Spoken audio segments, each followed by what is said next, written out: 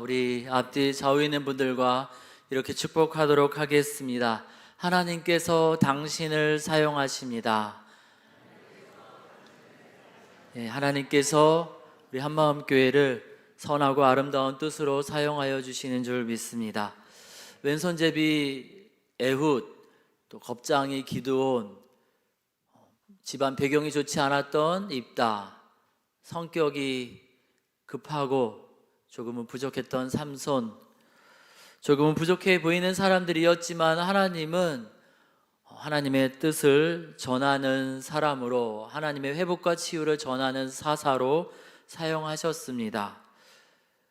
로마 제국의 강제 점령 시기에 로마의 세금을 낸다라는 빌미로 동족, 형제, 자매들, 친구들의 재산을 탈취해서 자신의 배를 불리던 쇠리, 하나님 나라랑은 별로 상관없어 보이던 그저 생계를 유지하기 위해서 물고기를 잡던 어부, 가슴속에 칼을 품고 다녔던 열심당원, 과연 하나가 될 수 있을까? 도저히 불가능하다 생각되는 그 사람들을 우리 예수님은 부르셔서 한 공동체를 이루시고 제자로 삼으셨습니다. 그리고 부활 승천 이후에 초대교회를 세워가는 귀한 일꾼으로 사용해 주셨습니다. 그 하나님이 저와 여러분의 하나님 되시기에 오늘 우리가 스스로 보기에, 또는 우리가 누군가를 보기에 조금은 부족해 보이고 또 연약해 보인다 할지라도 그 배경과 출신이 함께 하기에는 너무나 멀리 있는 것처럼 보인다 할지라도 하나님께서는 저와 여러분 우리 모두를 통하셔서 하나님이 계획하신 아름답고 선하신 뜻을 능히 이루어 가실 줄 믿습니다. 그렇게 하나님이 우리를 사용하시는데요, 복으로 사용하시는데, 그때 우리가 그 하나님의 계획과 뜻을 다 알고 쓰임 받는 것만은 아닙니다. 1950년대부터 내게는 꿈이 있습니다 외쳤던 마틴 루터 킹 목사님과 함께 미국의 흑인 인권 운동을 시작해서 수십 년 뒤에 남아프리카 공화국 넬슨 만델라 대통령에게까지 영향력을 주었던 로자 파크스라는 분을 여러분들 다 아시리라 생각이 됩니다. 1955년 12월 1일 대림절이 시작되던 그때에 미국 남부 엘라베마주의 몽고메리라는 도시에서 백화점 재단사로 일하고 있던 크리스천 로자 파크스가 하루의 업무를 마치고 피곤한 몸을 이끌고 퇴근길 버스를 탔습니다. 이 시대에는 미국 남부에서 인종차별법인 짐 크로법에 의해서 흑인과 백인이 분리되어 살았습니다. 식당에 가도 흑인 전용 좌석, 또 백인 전용 좌석이 있었고요. 어떤 식당은 백인만 들어갈 수 있고 어떤 식당은 흑인만 들어갈 수 있었습니다. 버스를 탈 때에도 백인 전용 좌석, 흑인 전용 좌석이 있었습니다. 1950년대, 60년대 우리나라가 6.25를 겪던 그때 미국 땅이 그러했습니다. 그 시대의 법에 따라서 이 로자 파크스 여사는 흑인 전용 좌석에 앉아서 집에 가고 있었는데 이 버스에 백인들이 점점 많이 타기 시작합니다. 백인 전용 좌석을 가득 메우고 그리고도 더 많은 백인들이 타기 시작한 겁니다. 그러자 버스를 운전하고 있던 백인 기사가 버스를 멈춰 세우더니만 흑인들이 앉아있는 자리에 가서 일어나라고, 백인들이 앉아야 될 테니 흑인 전용 좌석이지만 일어나라고 명령을 합니다. 그 이야기를 듣고 세 사람의 흑인이 일어나지요. 그런데 로자 파크스는 일어나지 않았습니다. 흑인 전용 좌석입니다. 법에 따라서 제가 흑인 전용 좌석에 앉아 있는 겁니다. 그래서 거절을 하지요. 그러자 이 백인 버스 기사가 경찰을 불렀습니다. 로자 파크스는 경찰에 체포가 되지요. 이 소식이 전해지자 몽고메리 도시에 있는 수많은 사람들이 381일 동안 버스 타지 않기 운동을 시작합니다. 걸어서 출퇴근을 하거나 어떤 택시 기사 선생님은 버스비만 받고 태워주기도 했습니다. 이 일로 인하여서 흑인 인권 운동 이거 복잡하고 어려운데 나는 절대 참여하지 않을 거야 했던 마틴 루터 킹 목사님도 자신이 목회하고 있는 지역에서 이 일이 일어나다 보니 피할 수 없어서 참여하게 됩니다. 여러분 보신 그 앞에 있는 그림, 이 앞에 사진 보여주시겠어요? 예, 지금 죄수 번호를 들고 있는 로자 파크스 옆에 있는 남자분이 이 마틴 루터 킹 목사님입니다. 헬라인이나 유대인이나 예수님 안에서 동일한 구원의 기쁨을 누리듯 흑인이나 백인이나 한 나라의 동일한 국민이라면은 동등하게 대접받는 사회, 그 사회를 향해서 미국은 이 일로 인하여서 한 걸음 더 내딛게 됩니다. 로자 파크스는 자신 때문에 사람들이 381일 동안 버스를 타지 않는 보이콧을 할 거라고 전혀 생각하지 못했습니다. 미국 사회가 자신의 말 때문에, 자신의 그날 한 행동 때문에 이렇게 변화될 거라고 조금도 생각하지 못했습니다. 그녀는 그냥 평범한 그리스도인, 평범한 재단사였습니다. 평범하게 흑인 인권 운동을 위해서 이것저것 자그마한 일을 하던 사람이었던 것이지 어떤 혁명을 계획하거나 크고 놀라운 일을 할 것이라 전혀 생각하지 않았습니다. 그저 하나님 주신 마음 따라서 그날 그렇게 말하고 행동했던 것뿐인데 하나님은 이 여인 로자 파크스를 사용하셔서 세상을 변화시키셨습니다. 로자 파크스 여사처럼 하나님이 놀라운 일을 이루시는데 그 계획을 알지 못한 채 하나님의 도구로 쓰임 받을 때가 있습니다. 적지 않은 경우, 아니 굉장히 많은 경우에 우리가 하나님의 계획, 뜻을 알지 못한 채 하나님의 도구로 쓰임 받을 때가 있습니다. 무심코 예수님의 마음으로 손잡아 주었는데, 무심코 예수님의 사랑으로 나누어졌는데, 좀 아깝지만 그래도 이웃들에게 나누어졌는데 하나님이 그 일로 인하여서 크고 놀라운 일을 행하실 때가 있습니다. 오늘은 2000년 전에 예수님이 오신 것에 감사드리며 다시 오실 예수님을 기대하는 대림절 기간의 첫 번째 주일입니다.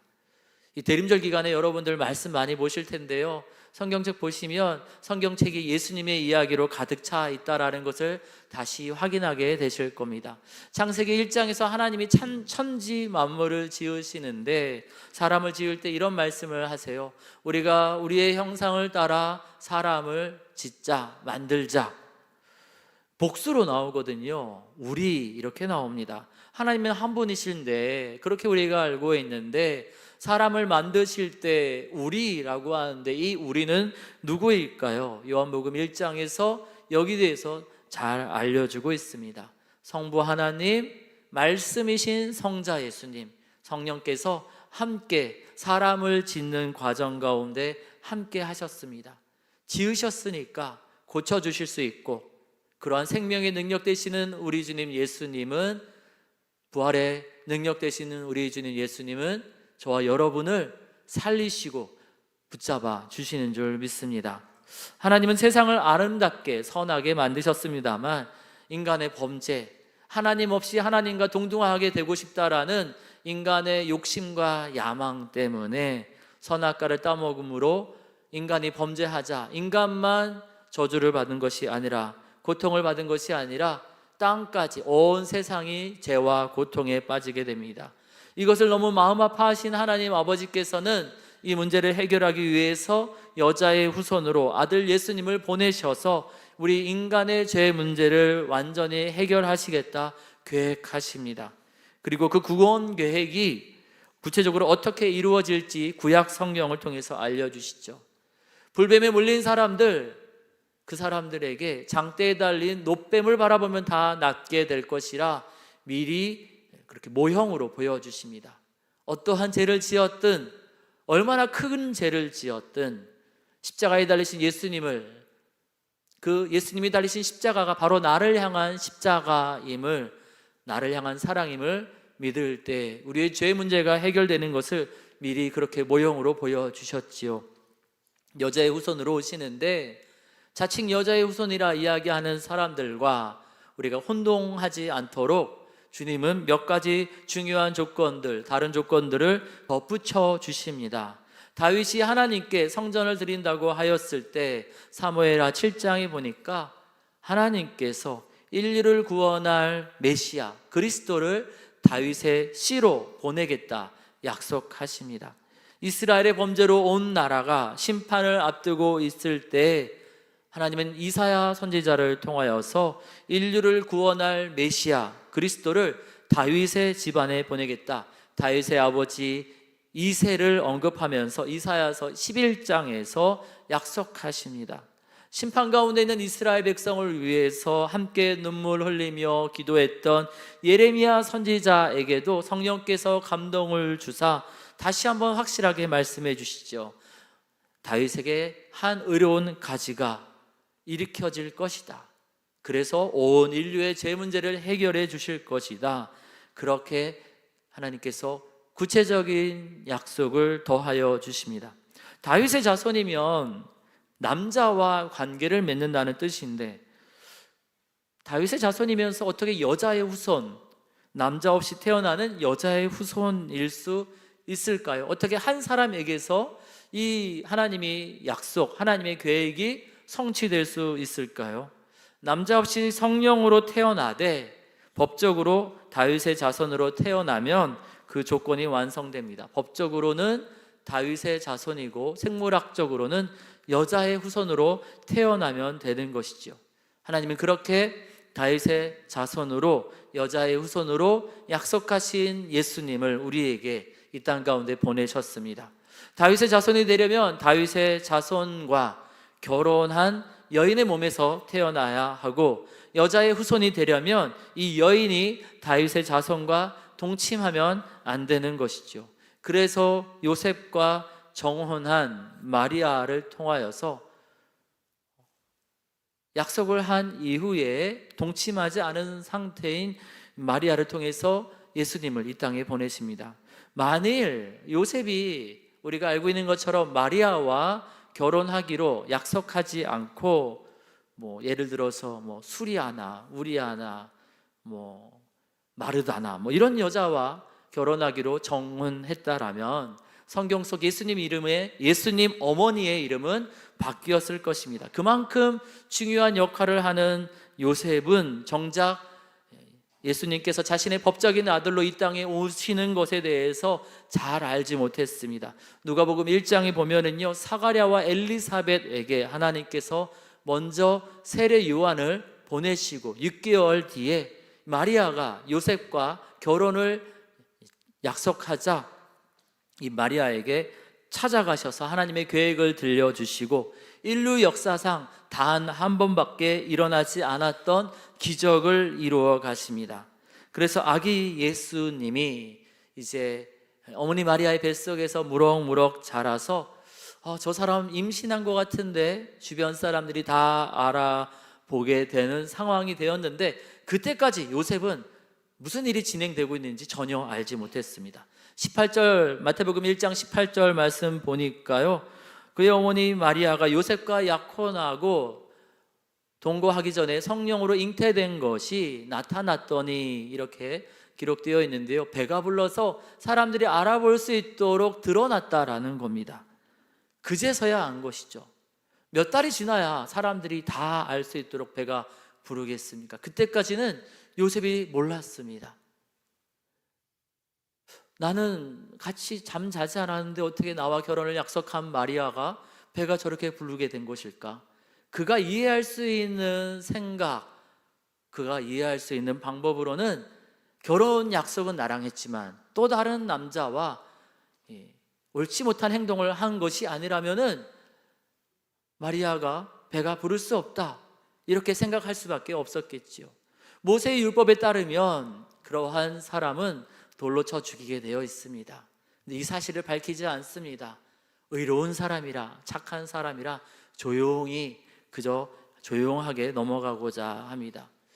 무슨 말인가요? 요셉은 이 상황이 계속 진행될 때까지 전혀 몰랐다는 겁니다. 자신의 법적 아들로 하나님의 아들 예수님이 오실 것에 대해서 조금도 알지 못했다라는 것이죠. 하나님께서 분명히 요셉을 사용하시는데 요셉은 몰랐습니다. 마찬가지로 우리에게도 그럴 수 있습니다. 하나님이 우리를 사용하시는데 우리의 길을 인도하시는데 우리에게 그 계획을 다 들려주시고 그 계획대로 우리를 그 길로 인도하시는 것은 아닙니다. 왜냐하면요, 알려주셔도 우리가 다 이해하지 못하기도 하고, 또 알려주셨을 때 너무 당혹스럽고 두려워서 우리가 때로는 거절하고 피하여 도망갈 수도 있기에, 그래서 주님이 주시고자 하시는 그 복과 영광과 기쁨이 우리에게서 멀어질 수 있기에, 때로는 우리가 알지 못하는 때에 그렇게 하나님의 계획을 우리 가운데 이루어 가실 때가 있습니다. 우리가 알지 못하는 그때에도 우리가 그렇게 하나님께 쓰임 받을 수도 있습니다. 우리가 알지 못하는 곳, 가보지 않은 길을 가면 두렵습니다. 보이지 않는 곳을 가면은 겁이 납니다. 근데 너무 걱정하지 마십시오. 우리가 알지 못할 뿐이지 하나님이 너무 잘 알고 계세요. 그리고 그 하나님이, 아시는 하나님이 책임져 주시고 이끌어 가시고 아름답게 완성시켜 가십니다. 그러니 잘 모르겠다고 낙심하거나 좌절하거나 절망하지 마시고, 아시는 하나님을, 우리가 끝까지 책임져 주시는 하나님을 신뢰하고 의지하기를 원합니다. 히브리서 11장 말씀 보니까요, 믿음의 조상 아브라함도 하나님이 부르셔서 그 길을 갔건만, 하나님을 기대했건만 어디로 가야 할지, 어떻게 가야 할지 갈 바를 알지 못했다 알려주고 있습니다. 정말 그렇습니다. 창세기에 보니까요, 하나님께서 어디로 가라 말씀 안 하셨어요. 그냥 가라, 본토 아비집을 떠나라 하시고, 너가 갈 곳을 나중에 알려주시겠다 하시면서 무조건 가라 하십니다. 그런데 믿고 갔더니만 하나님께서 그 인생을 복으로, 세상의 복으로 사용하여 주셨습니다. 다 아는 것은 아니지만 하나님을 신뢰하고 가면 하나님께서 우리의 인생의 걸음을 선하고 아름다운 길로 이끌어 가실 줄 믿습니다. 저와 여러분을 그 아름다운 계획이 성취되는 또 중요한 하나님의 사랑의 손길로 사용하여 주실 줄 믿습니다.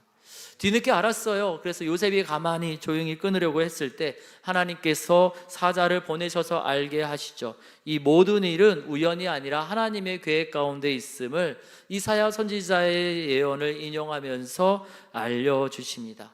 그 하나님의 음성을 듣고 요셉은 어떻게 반응했을까요? 자신에게 맡겨진 일들을 묵묵하게 감당합니다. 먼저는 결혼을 합니다. 예정대로, 계획대로 마리아를, 지금 내 아이가 아니라 다른 사람을 임신한 이 마리아를 데리고 옵니다. 데리고 와서, 법적인 아내잖아요. 결혼했으니까 동침할 수 있지만 예수님이 태어날 때까지 끝까지 동침하지 않습니다. 약속하신 메시아는 여자의 후손으로 와야 함을 알기에 괜히 자신의 법적인 권리를 사용한다 해서 예수님에 대한 이상한 이야기가 날까 싶어서 끝까지 그는 기다립니다. 법적인 남편과 아버지 역할만 감당한 것입니다. 남편과 아버지의 역할은 여기서 끝나지 않습니다. 2장 말씀 보니까요, 예수님께서 이 땅에 태어나셨는데 헤롯 왕이 예수님을 죽이려 할 때 주님의 인도하심을 따라서 정들고 익숙하고 편안한 이스라엘 땅을 떠납니다. 낯설고 위험하고 불편한 애굽을 향해 나아갑니다. 하나님의 계획이 과연 어떻게 완성이 될까 다 알지 못했습니다. 하지만 하나님을 신뢰함으로 남편의 역할, 아버지의 역할을 감당합니다. 그렇게 다 알지 못함에도 불구하고 하나님을 신뢰함으로 요셉이 남편과 아버지의 자리를 지키면서 그렇게 섬겼을 때 요셉의 섬김을 통해 아기 예수님은 보호를 받으셨고, 그 요셉의 섬김과 헌신을 받으신 예수님은 30여 년 후에 온 인류를 구원하기 위하여서 죄 없으신 예수님께서 십자가를 지십니다. 십자가를 담당하십니다. 이게 우리가 다 이해하는 것 아니지만 우리에게 맡겨주신 일들 감당할 수 있기를 원합니다. 사람들이 알아주지 않아도, 또 이것을 한다고 해서 당장 나에게 어떤 유익이 생기지 않는다 할지라도 교사로 찬양대로, 구역장으로, 권찰로, 식당 봉사, 차량 봉사, 미화 봉사, 방송실, 금요일 저녁과 주일 오후 예배 때 찬양의 섬김, 다양한 본사와 섬김의 현장으로 우리도 요셉처럼 나아가기를 원합니다. 요셉의 섬김과 헌신을 통하여서 놀라운 일을 이루신 우리 하나님께서 저와 여러분의 섬김과 헌신을 통하여서 동일하게 놀라운 일을 이루어 가실 줄 믿습니다. 하나님의 계획이 성취되기 위해서는 요셉의 역할이 매우 중요했습니다. 마리아가 요셉과 정혼하자 그제서야 하나님은 마리아에게 찾아가셔서 성령으로 예수님을 보내실 것을 알려주시고 진행하시지요. 요셉의 역할이 정말 중요한데 요셉을 빼놓고 일이 진행된 겁니다. 여러분이 요셉이라면 어떻겠어요? 하나님한테 섭섭하지 않겠습니까? 화가 날 수도 있습니다. 아니, 나로 인해서 하나님의 약속이 성취가 되는데 어떻게 하나님 나한테 한마디도 안 하시지? 그런데요, 요셉은 묵묵하게 자신의 일을 감당합니다. 어떻게 그러한 상황에서 주어진 일을 온전히 감당할 수 있었을까요? 요셉이 하나님의 계획을 알지 못한 채 정혼한 마리아와 이제 헤어지려고 할 때 하나님께서 요셉을 찾아가셔서 제일 먼저 하신 말씀이 무엇인지 아십니까? 20절 말씀 보니까요, 다윗의 자손 요셉아 하고 부르십니다. 요셉아 하고 부르셔도 되잖아요. 그런데 요셉에게 다윗의 자손 요셉아 이렇게 부르십니다. 신약성경을 보면은요, 예수님을 제외하고 누구의 자손이라 부르는 장면은 마태복음 1장 20절이 유일합니다. 특별히 누구누구를 부를 때 다른 장면에서는 그런 장면이 등장하지 않습니다. 누가복음 19장에서 삭개오가 회개하였을 때 예수님이 이 사람도 아브라함의 자손이다 이렇게 칭찬하시는 장면이 있습니다만 삭개오를 부르면서 아브라함의 자손 삭개오야 이렇게 말씀하시진 않으셨거든요. 신약성경에서의 대부분의 장면에서 보면은요, 예수님을 제외하고 예수님은 다윗의 자손으로 오시는 분이다, 하나님의 약속이 성취된 분이다 이야기하지만 대부분의 모든 장면에서 누군가를 소개할 때는요, 누구의 아들 누구 이렇게 소개합니다. 그리고 부를 때도 그렇게 불러요. 누구의 아들 누구야 이렇게 부릅니다. 마태복음 4장에서 예수님의 제자를 소개할 때 세베대의 아들 야고보, 요한 이렇게 소개합니다. 10장에서도 이 알페오의 아들 야고보 이런 식으로 소개를 하죠. 뭔가 구별을 해야 될 때 그 아버지 이름을 이야기합니다. 마태복음 16장에서 베드로의 신앙 고백에 우리 예수님 뭐라 하십니까? 요나의 아들 시몬아 이렇게 부르십니다. 바요나 시몬아. 아버지의 아들로 부르는 것이 이 시대에 부르는 방법, 또 사람을 설명하는 방법에 가장 적절한 표현 방법인데 하나님은 요셉을 향하여서 그 이름을 부르실 때 그 아버지의 이름으로 부르지 않습니다. 한참 몇백 년 전에 조상의 이름을 언급하면서 요셉의 이름을 불러주고 있습니다. 요셉을 이 시대에 부르기 호칭법에 맞춰서 부른다면 어떻게 불러야 될까요? 16절 말씀처럼, 마태복음 1장 16절 말씀처럼 야곱의 아들 요사바 이렇게 부르는 것이 가장 적절한 표현입니다. 하나님은 이 요셉을 다윗의 자손아라고 부르십니다. 이스라엘 사람들은 다윗의 자손하면 생각하는 게 있어요. 메시아, 약속하신 구원자가 다윗의 집안에서 나오리라고 하나님 약속하셨는데 다윗의 자손아라고 부르면은 그 약속의 집안이다, 그 약속을 이루어갈 사람이다 이런 뜻이거든요. 요셉, 너는 그냥 열심히 목수일을 하면서 나이가 들어서 여자를 만나 가정을 이루고 이런 보통 일반인 그 일도 중요하지만 그런 사람만이 아니라 장차 하나님의 구원 약속을 이루어갈 그 약속을 이루어갈 사람이란다 그렇게 불러주신 겁니다. 단순하게 일상의 바쁨으로 인하여서 그냥 열심히 삶의 자리에서 살아가는 사람인 것을 넘어서서 하나님의 놀라운 일을 감당하게 될 하나님의 사람이라고 불러주신 겁니다. 하나님의 부르신 가운데 요셉은 하나님께서 자신을 어떻게 보고 계시는가, 하나님이 나에게 무엇을 기대하시는가, 내가 하나님 앞에서 어떤 존재인가 다시 깨닫게 됩니다.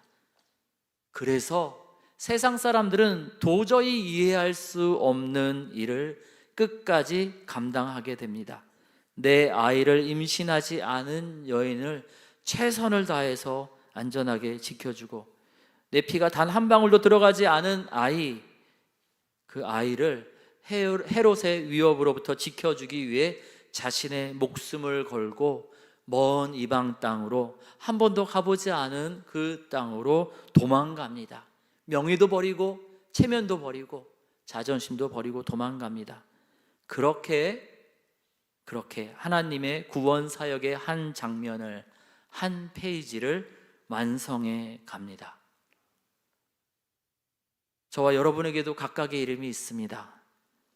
그리고 먼저 하나님 품에 들어 올려가신 분도 계시겠습니다만, 부모님이 계시죠. 다 누군가의 아들과 딸로 이 땅에서 살아가고 있습니다. 사람들도 그 이름으로 부르죠. 누구네 집 아들, 이렇게 누구네 집 딸로 부르잖아요. 결혼하면은 또 누구네 아빠, 누구네 엄마 이렇게 부르지요. 근데 예배 때마다 하나님은 우리로 하여금 깨닫게 하십니다. 하나님을 만나는 예배를 통하여서 우리가 하나님의 자녀임을, 또 베드로전서 2장 9절 말씀처럼 우리가 하나님께 택함 받은 족속이요 왕 같은 제사장이요 거룩한 나라요 하나님의 소유된 백성이라는 것을 알게 하십니다. 깨닫게 하십니다. 말씀을 통해서 예배 가운데 하나님의 뜻, 하나님 나라에 대한 소망을 품게 하시면서 우리가 그냥 세상 사람들과 똑같이 불교를 믿는 것처럼 기독교를 선택한 것이 아니라 하나님의 특별한 개입하심 가운데 성령의 인도하심으로 예수님을 주로 고백하는 택하신 족속, 왕같은 제사장, 거룩한 나라, 하나님의 소유된 백성이라는 것을 알게 하십니다. 그리고요, 고린도전서 7장 말씀처럼 우리가 예수님의 보혈로 값주고 사신받은 예수님께 속한 그리스도인임을 알게 하십니다. 저와 여러분 그냥 보통 사람 아닙니다. 하나님이 선택해서 하나뿐인 아들 예수님으로 값주고 사신 분들입니다. 우리가 잊고 살았을 뿐이지 잊지 마십시오. 이곳에 저와 여러분이 예배의 자리로 모이기 위해서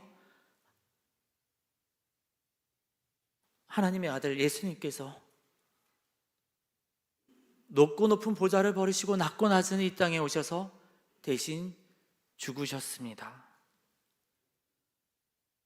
예배의 현장마다 친히 십자가에서 몸을 찢으시면서 지성소와 성소 사이 휘장을 여시고 하나님 만나는 깊은 곳으로 인도하신 그 예수님의 사랑을 힘입어 우리가 예배의 자리로 나올 때마다 우리가 어떠한 존재인지 확인하고 깨닫기를 원합니다.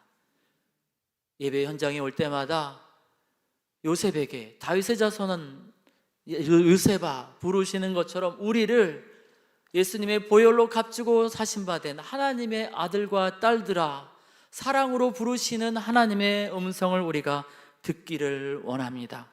그래서 다 이해되지는 않지만 하나님의 선하심을 기대하며 하나님께서 맡겨주신 일을 묵묵하게 감당한 요셉처럼 다 이해되지 않지만 하나님의 맡겨주신 일을 하나님의 선하심을 기대하며 우리도 감당하기를 원합니다.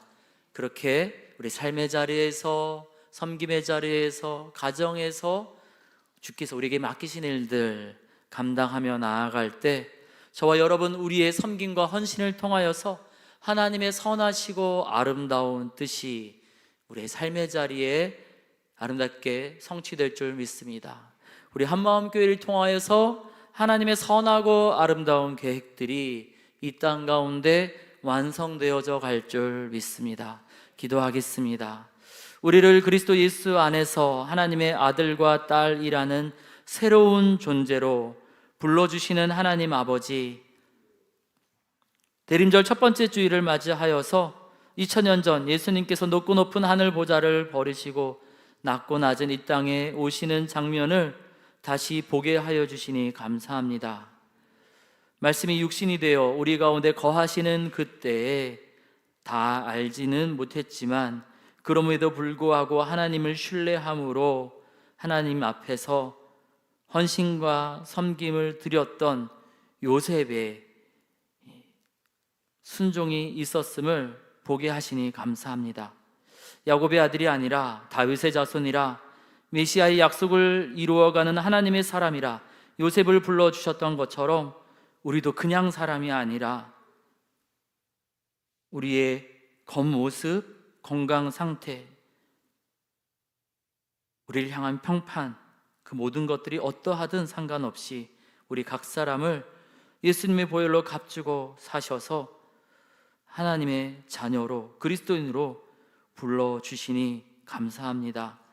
때로는 다 알지 못하고 때로는 이해되지 않을 때에도 신실하신 하나님께 우리의 인생을 맡겨드리며 순종으로 나아가오니 주님, 우리의 인생을 인도하여 주시고 하나님의 아름다운 뜻 가운데, 주의 선하신 계획 가운데 우리 한마음 교회를 사용하여 주옵소서. 맡겨주신 일, 허락하신 일, 요셉처럼 힘 닿는 데까지 충성하겠습니다. 주의 선하신 뜻을 이루어 주옵소서. 주께서 행하실 일들을 기대하고 감사드리며 우리 주님 예수님의 이름으로 기도드립니다. 아멘.